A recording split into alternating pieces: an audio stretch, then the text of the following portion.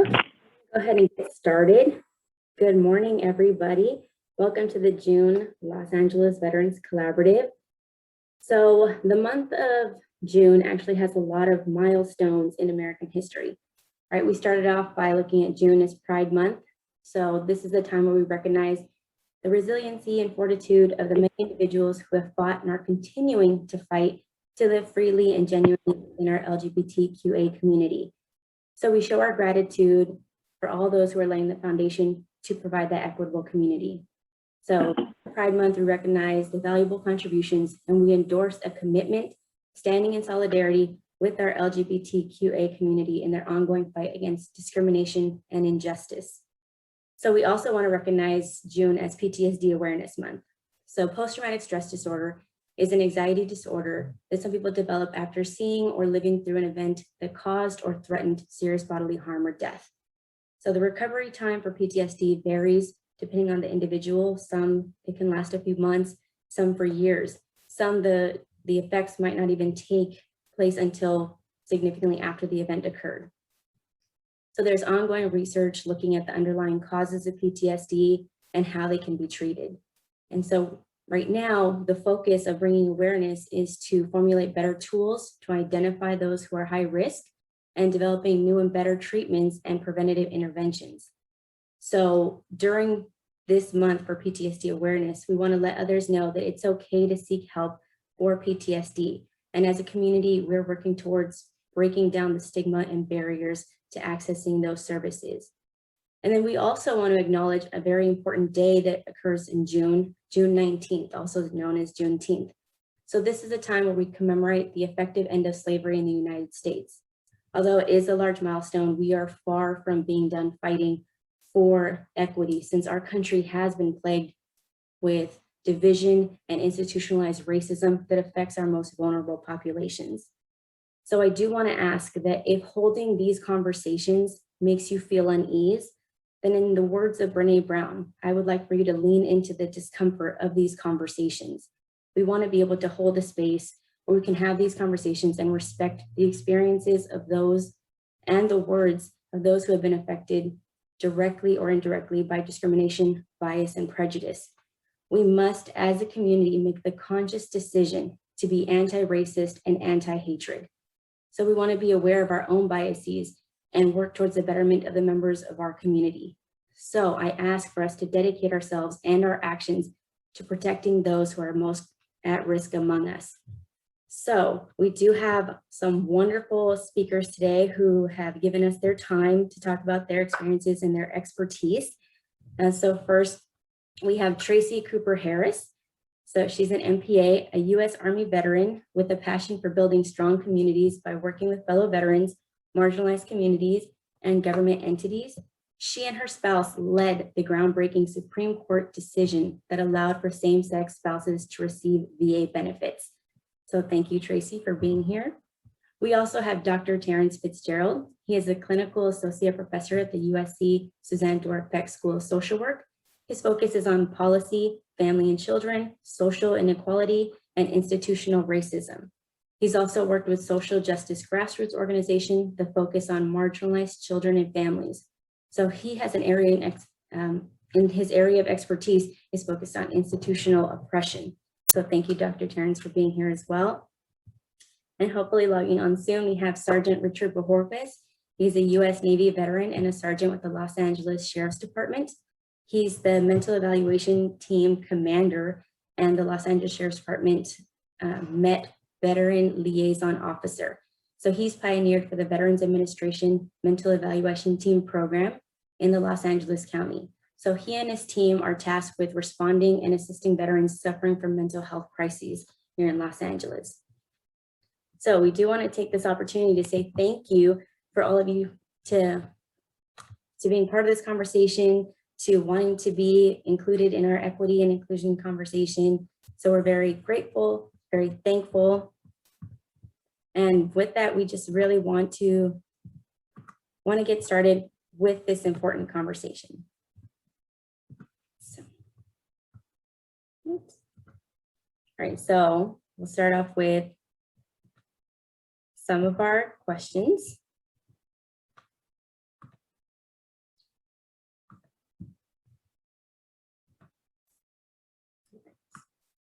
So for our panelists, Tracey, a question for you. So we've all heard the saying, be the change that you want to see. So you have actually successfully sued the federal government to secure benefits for same-sex spouses of veterans. So can you please tell us, what tools do advocates need in order to fight for equity on this level? First off, thanks so much for letting me be a part of this panel today. I just wanted to make a quick correction. Our case was heard at the U.S. District Court in Los Angeles. We didn't make it all the way up to the Supreme Court. However, our case was the only one outside of the two cases being heard at the Supreme Court at that time, which was the Windsor decision and the Prop 8 case that did make it to the Supreme Court that ended up still moving forward. All the other cases that had to deal with marriage equality at that time, other than those two cases and ours at SCOTUS, they were put on hold or what's called a stay. So I just wanted to make that clarification. But to answer your question, one of the things that was, I think, really tantamount was not taking no for an answer. When we found out that, I was doing my due diligence and seeing what could we do as far as making sure that my spouse got benefits, we started asking around to see what could be done. And we're told no at a few different times. And we just kept on asking and kept on asking, kept on being persistent. Just because one group or one organization says no does not mean that no is the end all to be all. We ended up reaching out to private attorneys, a couple of gay and lesbian legal organizations and entities. We either didn't hear back from them or, our case wasn't, didn't fit into their scope at that time. So we reached out to Southern Poverty Law Center. They checked us out, they heard our case, and they basically said that our case was an extension of another case that was tried before the Supreme Court back in 1973, basically having another veteran's spouse being counted as her dependent for just regular dependent benefits as an active duty Air Force officer. So that case, which was Frontier versus Richardson back in 1973, was basically what they used to move our case forward. But all that was to say, if you see something that's wrong, and if you want to fight for a change for it, you're probably going to get a few people that say no, but just continue to move forward. There's going to be a way to, like the military taught us, go over, around it, under, or through it. And if you have legal teams that are out there that will actually do their due diligence and actually advocate and fight for you, that's the big thing. So thank you for bringing that up, and thanks again for letting me be a part of this today. No, thank you so much. Dr. Terence, I do have a question for you. In your research, you discussed how empathy is a core human attribute, but in social work, which many of our VSOs here do work in that capacity, you talk about how there exists an empathy gap, and that has been tied to racial identity that can lead to those worse outcomes for people of color. So can you please describe for us what those outcomes look like, what our social workers need to be aware of?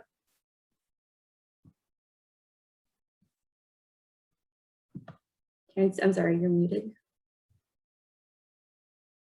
I'm sorry, you broke up in the last couple sentences. Could you repeat that one more time? Yes, the last piece, just the last piece. Yes, so when we talk about the empathy gap leading to being tied to racial identity and leading to worse outcomes for people of color, what is it that our social workers should be looking out for to prevent that? All right, first of all, thank you for having me here on the panel. To be amongst some good people I see doing some good stuff out here. So, as I talk about racial empathy, I would like, for social workers just to remind themselves that our profession is not unlike any other profession. When we think about those who are police, firefighters, teachers in our public schools. No one escapes the ramifications of being within a society that has been rooted in racial oppression and marginalization. And that even though our profession has or is attempting in a lot of different pockets of doing good, doing social good, that we as a people, or we as a group, have also examples historically of things that we have done and committed acts of oppression. You know, we can go back to eugenics movement or sterilization. We can go back to the one-man rule and enforcing that within public housing for those who are receiving aid from the government. We have had a part in that, and that we cannot forget that. And because of that, we can't forget that when we talk about racial oppression, that it's within our systems, within our organizations, that we have to take account of ourselves, our policies, and the programs that we put forth. That we are not these white knights who avoid the stains of oppression. We are people who are just like everyone else in society, are affected, and it comes out in overt and covert ways as well. Thank you.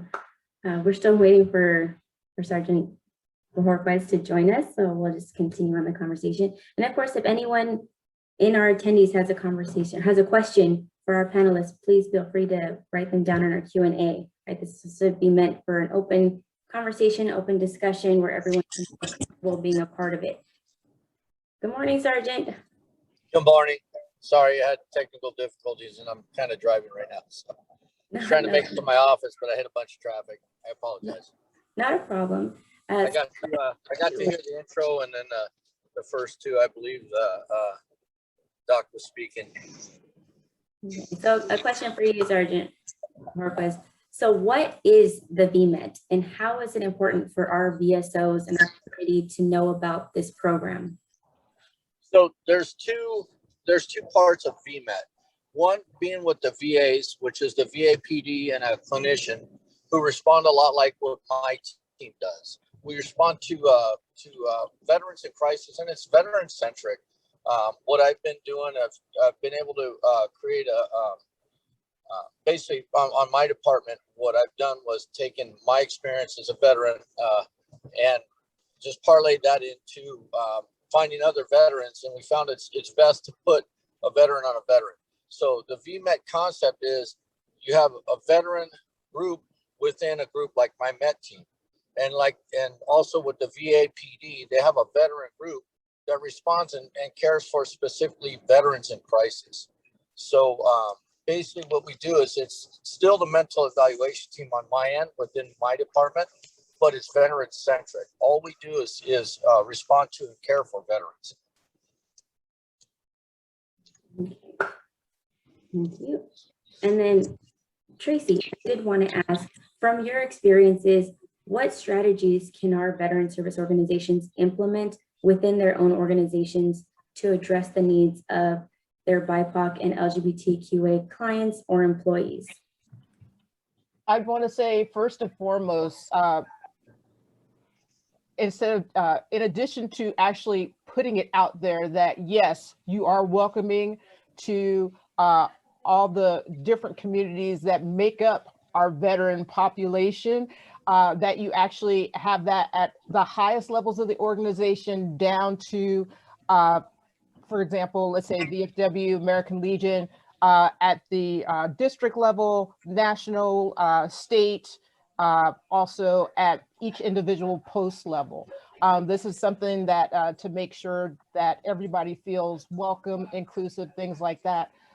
I did some training, this was a couple of years or so ago for the VFW, their veteran service officer training. And this is for service officers at the district and the post level.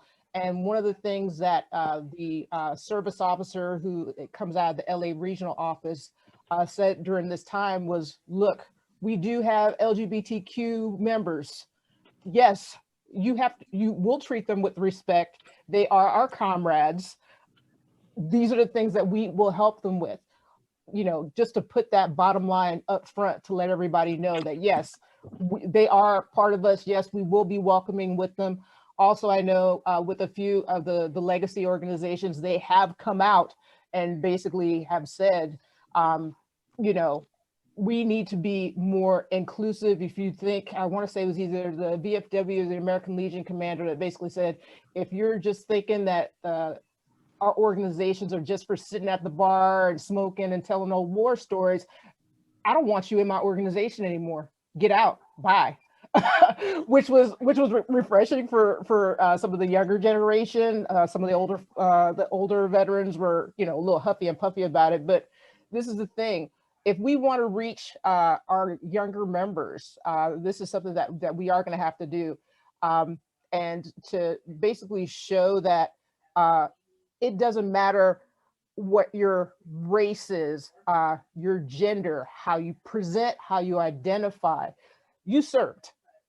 Let's make sure that you are getting the resources, benefit, support, camaraderie, also getting out there and doing community engagement that we want to be part of to help build the organizations.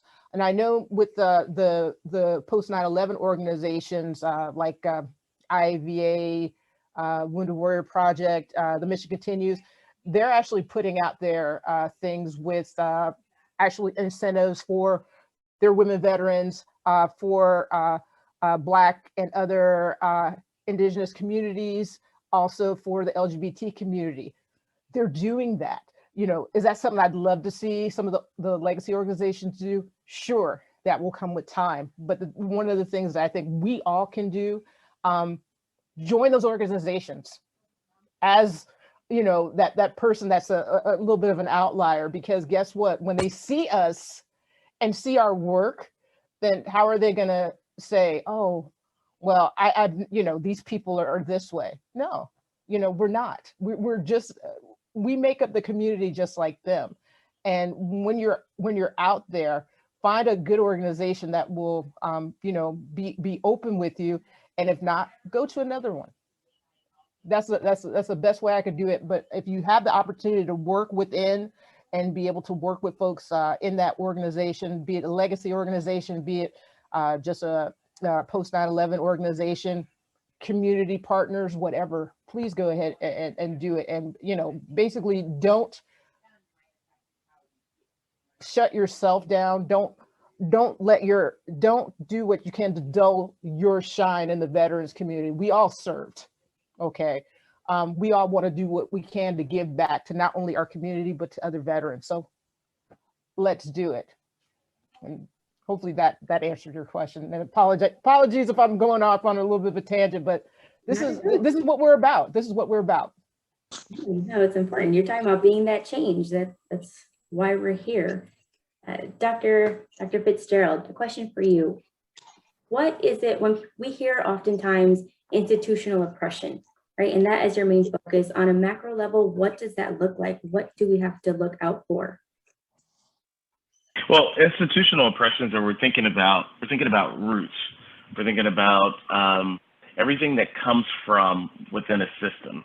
So institutional oppression shows its fangs through policies that are created, programs, government legislation.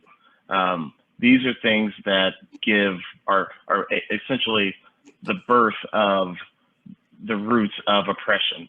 The system is continuously manifesting, supporting a particular ideology. And so, like I said before, it comes out in so many different forms. So when we talk about institutional, we're talking about everything about the organization that the organization is attempting to do is rooted within this particular frame of thinking and acting. So that is institutional oppression.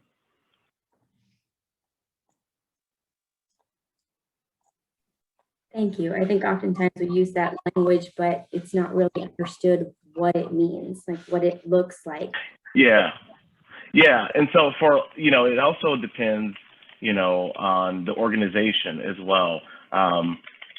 It could be, like I said before, if we're talking about the government, we're talking about, it's a systemic, everything within the system is about this mistreatment or mishandling or marginalizing a particular group. It is, due to that person's membership within that group, the system has a way of facilitating barriers, ways of halting progress for that particular group. So it's this constant barrage of assaults that come out, and it isn't, with institutional oppression, it isn't something that is so blatant as well as like the 1960s. A lot of people, when they think about racism or think about institutions, they think about the police on, evening news with Walter Cronkite, and people being hosed down in the streets. They see that as oppression, as racism. But when it's within a policy, or when it's in the hiring practices, when it's in its recruitment strategies or lack of recruitment, when it's in services provided to a particular group that needs them. So you have one group that is wailing because of some issue that's affecting them, and this is a marginalized group. This institutional oppression will ignore them, ignore their plight, and they will continue to suffer because the institution isn't really built on equality. They'll create barriers or regulations that stop them from moving forward. Thank you for that explanation. Mm-hmm. It does clarify a lot of things, right? Because like what you were saying, it's no longer the same as what we were seeing in the 60s and previously, but that doesn't mean it went away just because they're not seeing it in the same light. Right, and it's easy to when people say, when they tie race to it, and then a lot of people are just turned off. But when we look at what the actual policy or the thing within the system is doing, if it is majority of those who belong to a marginalized group, historically marginalized group, LGBTQ, people of color, Black, Latino, whoever that group, the disabled, people, we think about ageism. If it is stopping them, if it is not adhering to their needs, but it is adhering to everyone else's needs, it's systemic oppression. It's institutional. Thank you. So Sergeant Dworak-Peck, I do have a question for you. We would like to know how the Los Angeles Sheriff's Department BMET team is purposefully addressing training and to the responding officers and mental health clinicians on intersectionality, such as race, age, gender of the veterans that you're responding to. So that's actually part of our policy and training our policies. There's a non-discrimination policy. We talked earlier about this with the veteran community, just like Dr. Fitzgerald was talking about, historically marginalized folks who tend to group together and they don't get the treatment that other folks are able to get. That's the kind of thing that we've experienced. There's no race, color, the sexual preference doesn't matter. There's no consideration of that when we respond to somebody. We respond to somebody simply because they're a veteran and they served and they deserve that. What we've been finding in responding is a lot of people are not aware is that not everybody qualifies for VA care due to their discharge. And so those are the groups that we call them now, and thank you, doctor, for that, giving me that phrase is historically marginalized. A lot of those folks who received less than honorable discharges have been marginalized to the point where they can no longer get help. And that's what if you go to any homeless community, you'll have Blacks, Hispanics, Asians, whites, they're all living amongst each other. They've been marginalized. basically because of their discharge rating. They can no longer seek help at the VAs, which are the two greatest. We have the Long Beach and the West LA VA, greatest institutions you can go for care as a result of injuries to your service, which is usually PTSD, some form of PTSD that has gone on for a long time and becomes something else, whether it's drug addiction, alcohol addiction, or mental illness itself. So those folks have been marginalized, but they cannot seek the help that other folks would be able to due to their discharge rating. And I say that is because we've been at war as long as I've been a deputy sheriff. I've been on the department 31 years, and we've been at war this long. And you figure how many folks have had, especially with the enlisted folks, have had honorable enlistment after honorable enlistment. And then one time, because of PTSD or whatever they've been experiencing, because of racial inequities within the system, because of prejudice against, their sexual preference, what happens is the stress builds up, and you're also at war, and then you're discharged because something happened, and now you have other than honorable discharge after being honorably committed to your country for so long, and then all of a sudden your country says, well, you can no longer receive services at the best place for services. And that's where we come in. We're out in the field, we're boots on the ground approach, and we reach out to these individuals. And again, there's no consideration for any of the stuff that we're talking about other than you're a veteran and you deserve some form of care, treatment, or links to services. And so that's our biggest struggle, is finding where to take the people who do not qualify, because the VA is a great system once you're in. It's the best system to be part of once you're in, but it's the other systems. And that's where we've come to form these alliances with groups like the Veterans Collaborative, with Mr. Jim Zenner over at the VPAN, and other organizations, anybody we can find to link folks into services so where they can get the treatment, care, and everything that they deserve, things that they've earned. So I hope I've answered the question, but it's kind of broader than just a simple answer. Of course. And then we did have a question in the chat from Randall asking, how would someone interested in being part of the VMET team apply? What are the skill sets and training needed? So VMET right now is law enforcement centric. So you have the VA PD at the VAs. They're providing a trained law enforcement officer to assist and co-respond with a clinician, a certified clinician. Same thing like on our department is our deputies are trained. They have 734 hours of mental health training before they're allowed to go out and to respond to the mental health crisis calls. And they also go with a clinician. And why that dynamic is important, we use the deputies to basically in a guardian role to keep the clinician safe. Once the person we're dealing with has been deemed safe to be able to talk to and to assess, then the clinician will step in and do a full assessment and arrange all the follow-up on a higher level of care. So for now, it's you'd have to probably join either the VAPD or the LA County Sheriffs or LAPD. They have a similar program. But we're also building these other programs where you can be anybody in the community. Our suicide prevention model has become pretty robust. It started out of the LA City Mayor's Challenge for Mayor Garcetti. It's the Mayor's Challenge for Veteran Suicide Prevention. From there, we've formed these alliances with like Dr. Sharon Berman over at the West LA VA, Jim Zenner, Robert Alvarez from the 5th District, and a bunch of folks who just care. And we've since developed a model that says what happens when somebody has suicidal ideation or have attempted, it's usually within the first 90 days after the primary stabilization care is when they actually commit suicide. All the studies point to that. That's what it shows. So we've developed a robust system of care for folks to respond to those people and stay engaged with them for 90 days.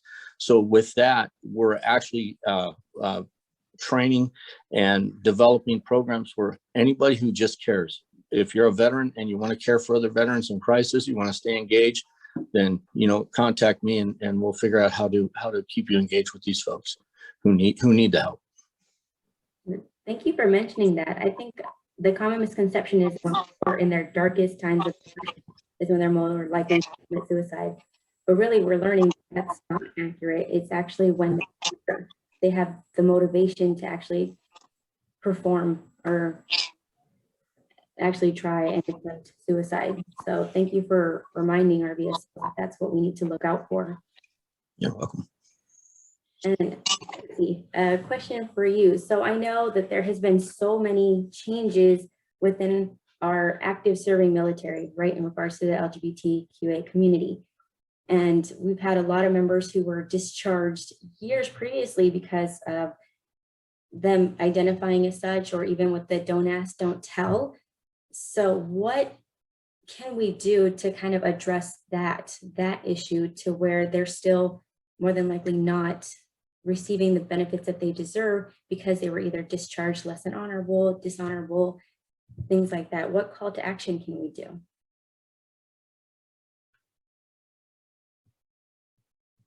Sorry about that. I know one of the things that first has to be done is the veteran themselves has to make the first move. They have to, I believe they have to go to a board through their specific branch of service. And to be honest, I've had to do something to basically change something on my DD-214. It is a long, arduous process, unfortunately. As far as, is there like a specific organization that you can go to get help? To the best of my knowledge, and please, anyone in the comments, or please anyone else on the panel, let me know. I don't know if there is any specific organization or entity that does anything about that. I know that basically, I actually had a friend of mine who served during Vietnam, and he went ahead and got his discharge upgraded from, I think it was a less than honorable, but it had the reason for discharge. It was written out on his long DD-214 as homosexuality was the reason for his discharge. And he got that upgraded to be an honorable, but it took him some time. So that's something that I think, and this isn't just for folks who got kicked out under Don't Ask, Don't Tell. This is also gonna also be there for folks who ended up getting discharged for mental health issues, for folks who ended up getting a bad conduct discharge for suicide attempts or mental health or something like that that looks negatively upon the military, but we're not looking at the full aspect of that military member. You know what I mean?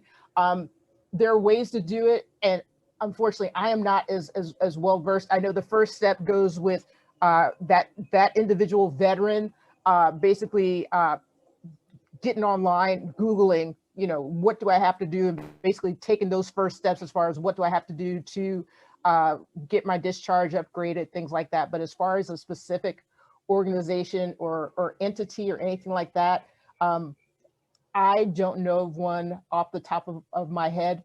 And I just see at one of the panels, someone said that, so there might be something through the county, our military and veteran engagement, our county of Los Angeles. Each county probably has something there with their the county VA. So that's one step. But in addition to that, the veteran has to try to be their biggest advocate in doing that. I wish there was more. There should be something more out there. And like I said, it's not just for folks who got kicked out under Don't Ask, Don't Tell, but also for folks who were had to deal with stuff under military sexual trauma, under mental health issues, under all of that, because that discharge will affect you from everything from getting your VA benefits, from getting the correct compensation for your service-connected issues, from a whole litany of things. And, you know, for if you want to basically get any VA benefits as far as burial services, cemetery, stuff like that. So. Thank you. So yeah, it looks like Christopher Doherty mentioned that the MBA, like you mentioned, the Military and Veteran Affairs, I believe there's one at the Bob Hope Patriotic Hall. So you can look inside the chat box to get some more information on that. And then Dr. Fitzgerald, I did have this question for you that is always something that comes up. So for me, I know the burden of educating communities on race has always seemed to fall under for people of color. Like the burden to educate has always been for people of color to try to train and educate. But what a lot of us want to know is, what can we do as community members to intentionally educate ourselves on how to be anti-racist? Right. So, you know, one of the things that has been seen as successful is this idea of self-reflection. A lot of us don't do enough of that, especially when we think about it in the professions that we're in. I think self-reflection is a tool that not only those who are in the helping field, but those who are also teachers, nurses, nurses, for example, are some work has been done around this, and the idea of what is called cultural humility. You know, cultural humility is this approach. I know a lot of us have heard this idea of cultural competency, right? You know, are you culturally competent? Are you culturally competent? And there's holes within the idea of cultural competence. But when we think about cultural humility, it's essentially, I think all of us should be doing more of this. Cultural humility has been defined as a personal process that includes like this lifelong exploration. Individuals, organizations, institutions that decide to take on cultural humility to combat these issues, take on this idea of self-reflection, self-critique. What was, you know, in relation to our interpersonal interactions, what is happening within our professional lives, the processes we create, the programs we create, the evaluations we create, who we're creating them for, all of it is up for grabs. It is analyzing everything we're doing. And also, I think, and it's longer than that, because when you take on cultural humility, you're also taking the stance versus cultural competency of social justice. You're saying that you are invested in dismantling and challenging the institutions that we work in when we are confronted with these barriers, when we're confronted with these inequities, right? We take on this when it's you know, when we're talking about cultural humility, you know, we're also thinking about our political views, our values, our stereotypes, all of those beliefs, intersectionality. We're considering all of that, and we're analyzing what we're doing. Who's it affecting? Why did we create that? Where did that come from? What was its intent? You know, it's just constantly evaluating, and it's also a constant or lifelong process of learning, putting ourselves on this journey of learning, and also being comfortable with being uncomfortable, of knowing you're going to make mistakes, and that, you know, as I make mistakes, I'm going to continue to grow, and I'm going to continue to realize that not all Black people are the same. You know, cultural competency, I'm an expert. I know about Latinos. I know. I've worked with them. Understanding that there's groups, subgroups within groups, and that there's this long line or long history of interactions that we just have to really dive in. But the biggest thing is taking a stance and saying that as an organization, instead of skirting around it and saying, you know, we're invested in diversity, equity, and inclusion. Forget that. What they should be saying is we're invested in anti-racist. We're taking a stance of anti-racism, anti-Blackness. We're no longer going to look at these things through this soft lens. We're going to say there are these problems that exist, and guess what? They infiltrate within our system. We're going to be honest with ourselves, and we're going to take a stance in how do we start dismantling and evaluating and setting up processes to make sure that we're combating. But you have to take a stance and be honest that you're not void of racism. You're not. I don't care if you're the Veterans Association, or I don't care if you're National Educational Association of Teachers. Nobody is. No organization is. So be honest with yourselves. That's the first step. Yes, thank you. That's powerful. And I really hope people take that information in, like you said, self-reflection, and be honest with ourselves. We have to be. That's how we can make change. If there's not a problem, if we don't see that there's a problem, then what can we possibly fix? So powerful words. We have a question from Erica McGinnis. Erica, go ahead and feel free to ask. Hi, I'm sorry, I accidentally raised my hand. That's a great presentation, thank you. Not a problem. Okay, we do have a question in our chat from an anonymous. Let me see. It is for you, Sergeant Bojorquez. It looks like, what is the difference between a deputy and a clinician? Are there limitations in terms of holds, jurisdictions, and times when available to respond? Yeah, so basically a clinician is a mental health professional from the Department of Mental Health who's assigned to our unit as a co-response model. The deputy sheriff is just that, is a post-certified deputy. With regards to holds, most clinicians can only write the holds within the county they're certified in. A deputy sheriff can write a hold in any county in all of California. It's beneficial, like when we had the fires and we didn't have access to a lot of places, a lot of the mental health facilities that we needed to have access to. Last summer when we had the fires, our deputies were able to transport the patients to San Bernardino County and write the holds there so they could receive treatment and care. And if I could go back, something that Dr. Fitzgerald raised was the cultural competency portion. You asked about training. Chief Weiner of the Long Beach VAPD, he's a retired chief. He and I developed some post-certified veterans classes based on cultural competency. And that was just a reflection, just like the doc was saying. Sometimes you got to reflect and see how much better you could do. And that was kind of the consensus of what we came up with was we're not doing enough for our veterans. And why we're dropping the ball is because people are just not aware of the culture associated and related around veterans. So the post ID number is number 22328 for the basic veteran cultural competency class. So thank you for bringing that up, Dr. Fitzgerald.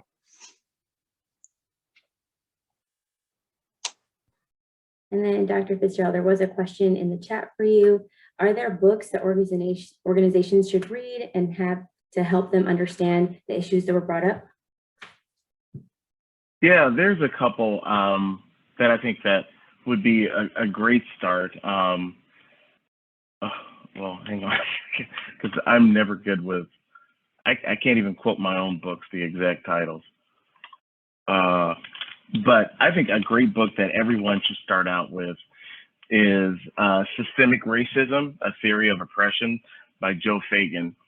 It is an excellent book at understanding systems and how a system that you're in has been infiltrated or been rooted within the idea of leaving groups out, leaving, particular groups out. Another one is entitled The White Racial Framing by Fagan as well, Centuries of Racial Framing and Counterframing, but just think Joe Fagan. Anything by him would be an amazing start. And if we're talking about cultural humility, I would say, Cultural Humility, Diverse Identities in Therapy would be a good one. It's called Cultural Humility, Engaging Diverse Identities in Therapy. And I'll put that one in the chat box, who that one is by, but those are 3 or 4 that I would start with. Thank you. Thank you. Important literature to read, especially when we're talking about how do we do this, right? How do we go about it? Like just getting the understanding first and then working your way to it is probably the best way to begin that process. Okay, so we have about 12 minutes left. So I do want to, in case there was a question that I didn't ask or something that I didn't address, Tracey, if there's anything that you would like our community here to know, to hear. First off, with this great panel, the one thing I want everybody to see is the intersectionality of things. Basically, as veterans, we have the same problems, issues, good and bad as the rest of the general population. I think because of the type of experiences that we've been through, sometimes that can impact our lives a little bit more, especially when we're talking about transitioning back from being in the military, being able to make sure that we as a community, as individuals, are okay with ourselves. It is okay to not be okay, but the big thing is, the cultural competency that we have amongst ourselves, making sure that we as individuals forgive ourselves, making sure that we reach out to others and know that it is okay to seek help, to be better informed, be better educated, to learn from our mistakes is the big thing. And I know that both Dr. Fitzgerald and the deputy here, they are providing great services out here in the community. And I just want to take a moment to thank you both for some of the things that you're doing. I'm probably going to be reaching out to both of you after this, just to make sure that I have your contact information and just good resources out there in the community, just like I said, because there's so much intersectionality with everything that we're discussing today, because I basically fall into almost everything on the list that you have today, so veterans, we aren't a monolith, we don't all think alike, but there are a lot of things that affect us, that affect the general population. And whatever we can do to help each other out, which is what the Veterans Collaborative is about, is we want to help each other, we want to make ourselves better, and make not just LA, but our entire country stronger. So that's all I have, and thank you so much for letting me be a part of this today. Thank you, Tracy. Dr. Fitzgerald, any words for our VSOs here to take with them or that we missed? Yeah, the one thing I always tell people, it's easy to talk the talk. It's harder to walk the walk. And today, with a lot of things that are occurring around in our country, nationally, the fear, the anger, the violence that we're seeing and not seeing, and as people go in silence of things that have happened to them, that we have a real opportunity to actually do something, to actually make an impact, or you can pass and as I call it, do this broad light brush, applying the diet Dr. Pepper of all the sodas, which is disgusting. Diet Pepsi over real Pepsi. You can do this light approach, but there will be a taste left in your mouth afterward with the diet approach. You will not deal with the real issues by just saying we're going to do this and not really investing in this change and making it a part of your system, and just putting in these Band-Aids. You're going to continue to have the same issues that you're seeing now. The problem is that you may have lost a generation of individuals. You may have negatively affected a generation of individuals. Or do you put in the hard work now and pull up your sleeves and work? What are you going to do? Everyone has to decide. Thank you for that. Sergeant Bohorquez. Yeah, I think just to piggyback on what Dr. Fitzgerald was saying and Ms. Harris, this is going to take a bigger effort than just one organization or just a compilation of a few people. It's going to take the entire group of everybody involved. There's so many siloed organizations out there, and silos are very hard to break into when you need the help. And if you're somebody like me looking for help, because I can't do it on my own, and believe me, I've tried, and it's kind of like hitting your head against a brick wall. When you have somebody in your hand and you're saying, I'm going to get you help, and even myself experiencing roadblocks for other people, it's very frustrating. It's very disheartening. So I think the important thing to let people know is try not to build so many silos around your organization. Always create avenues of entry to make it easier for folks in need to get to you. If you say you provide a service, provide that service and do it wholeheartedly.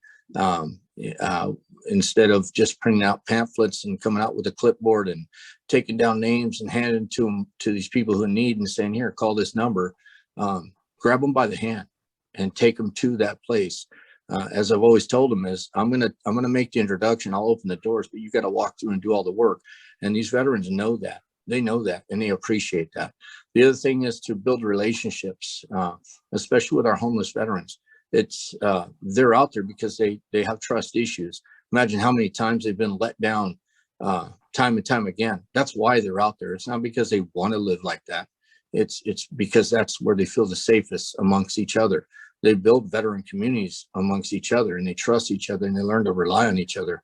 And that's a shame. We should be able to bring that to our facilities, to our organizations, and we should be able to build those communities within our organizations so that they can become a beacon of hope for these people to go to. So that's all I have to say about that.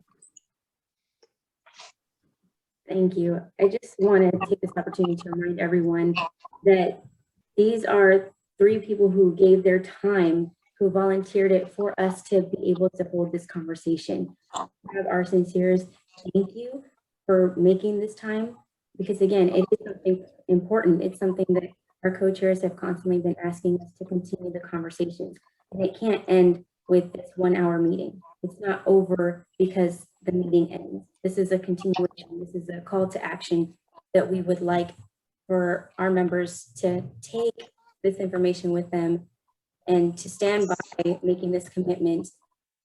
And that's really what we're asking for, right? So again, thank you, Dr. Fitzgerald. Thank you, Sergeant. I'm sorry. You said volunteer. I thought we were getting cookies out of this somehow.